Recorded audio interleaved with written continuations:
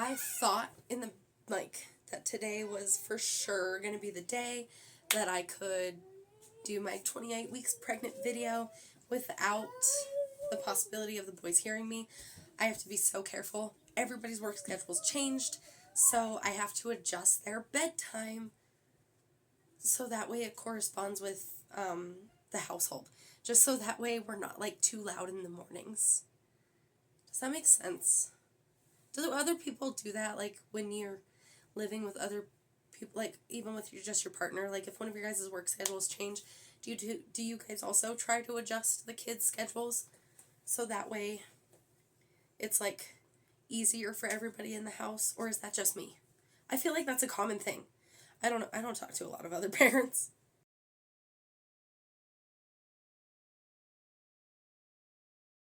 So, since I am filming this while they can potentially hear me, some parts are going to be really close like this, so that way I can talk a little bit quieter and know that for sure I'm not talking too quietly for my microphone.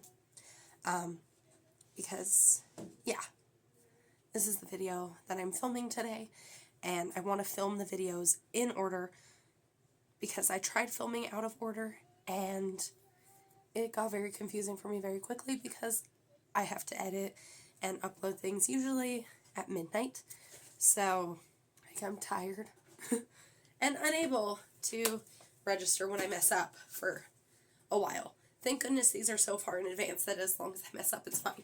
But I want to avoid that, okay? I'm very tired all the time. 28 weeks pregnant was a trip. I thought that this was going to be once it got easier, but of course, I was very, very wrong. And I'm not surprised because, at this point in time, I realized that I was wrong about most things in that relationship, in that situation, etc.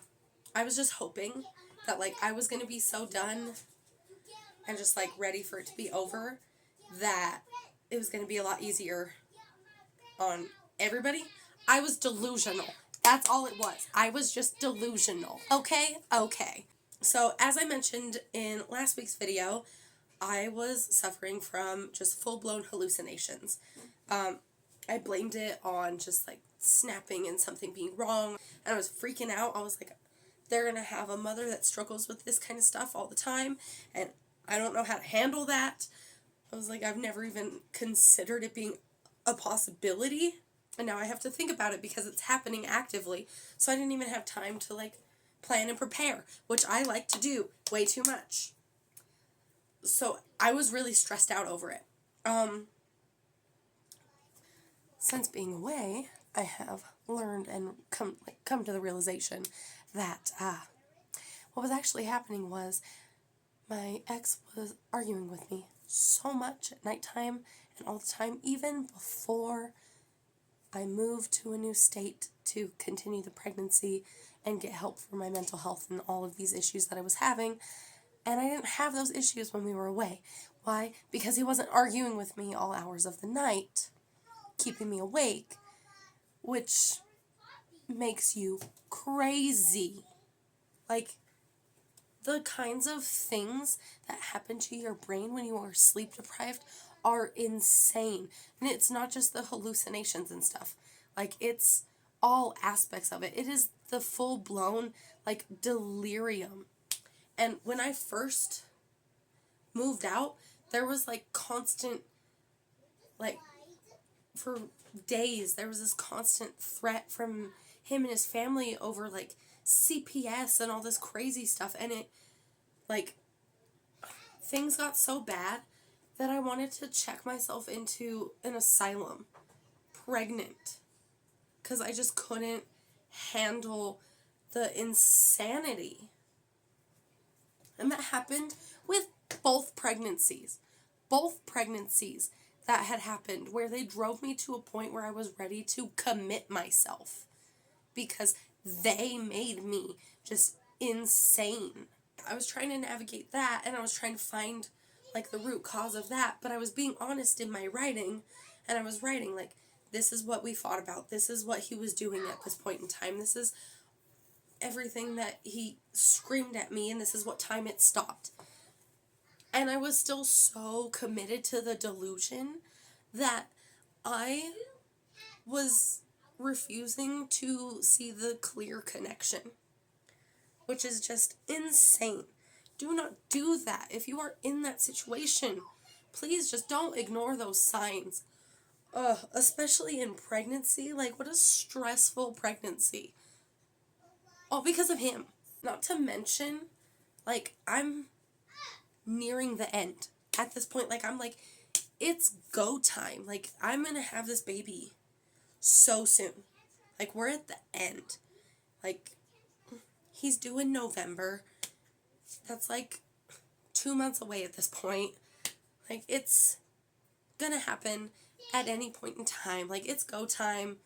Be ready. I thought everything was gonna be chill. Everything was gonna be fine.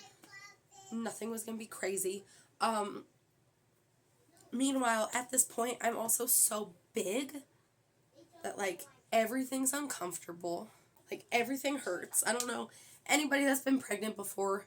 You know, anybody that's watching this, like, I don't know if you've been pregnant or not. I don't know if you're a man or a woman, etc. But at some point in your pregnancy, you just get big and uncomfortable. Like, it happens to everybody. It's the end of pregnancy. It's just an aspect. Your uncomfortability might not be bad. Like, you might be able to handle it. But as that due date gets closer, your body gets a little bit more uncomfortable. It's the way of pregnancy. So I was struggling with my uncomfortableness all the time. And with Levi, he, at this point, was sitting so low in my pelvis. Like, my ex drove a car that was really close to the ground. So just, like, picture that kind of car, right? That aesthetic. And we'd be out and about, going to the grocery store and shit. And I had to struggle to get myself out of the car. And he's just like, come on, let's go. Like, good gravy. And meanwhile, I'm like, trying to get out of this car. And he's just staring at me, dumbfounded that I'm struggling so much. And I'm like, your son's head is in my pelvis. I can't move. I can't lay certain ways. I can't get up off the couch. It's where he's sitting. It's making it difficult to do these things this far along. He's a big boy. He was only 7 pounds, 3 ounces. He wasn't that big. But he felt like a big boy. Okay? He was bigger than his brother. And he moved down there really fast. Like, he got in position early, was ready to go. So I'm trying to maneuver that, and, like, we would take Elias in the front yard, and there would be days where he would be out there modifying his car, his stupid car that he would just tear apart and then do nothing with, except for complain that we couldn't go anywhere because he destroyed his car and sold parts off of it that he needed for it to work. But we'd be out there, and I'd be sitting because I'm uncomfortable all the time, and there is a head in my pelvis. And Elias would run. At these moments in time, Elias would run out to the street, and he'd be fixing his car, and he would do nothing. Nothing. It was my job to get up and waddle as fast as I could to get Elias, who can run. Now, here's the thing. I am fine. If it's just me out there, I wouldn't have sat. I wouldn't have tried to be comfortable while throwing the ball in the yard for him and doing things like that, and, you know, playing as much as I could with him while trying to remain comfortable. But he would do nothing. He wouldn't help in any way, shape, or form. Then he would yell at me for not stopping him, for taking too long to get to him. And he would be mad that I was expecting some kind of help from him, for him to stop working on his car to grab his son who was right next to him. Again, if it was just me, I would have been like standing at the driveway, at the sidewalk, to be that barrier while playing with him. I would make sure that I was the closest one to it if it was just me out there. Something I did regularly when he wasn't there. But he was there. And I don't think that it's awful and horrible and terrible to expect that the other parent is going to participate in parenting. But these arguments would then be the ones that he was using to keep me up all hours of the night, to argue with me about how I was making him give up everything that he loved doing. I made him quit skateboarding because apparently him getting mad at it and then breaking his board was me doing it. Which, I mean, he blames it on me harassing him. And the harassment was me messaging him 2 hours after he said he was going to be home, being like, hey, you doing okay? Are you on your way home? That's harassment. That's making him give up skateboarding. I made him give up drumming because he had to work a job, because he wanted me to be a stay-at-home mom, and he got hurt at work. So he quit drumming. And now I was trying to make him give up working on his car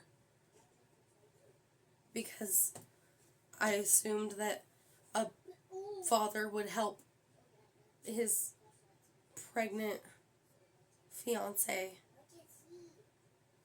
wrangle their toddler so she didn't have to attempt to run when she could barely walk because of where their other son was sitting in her pelvis.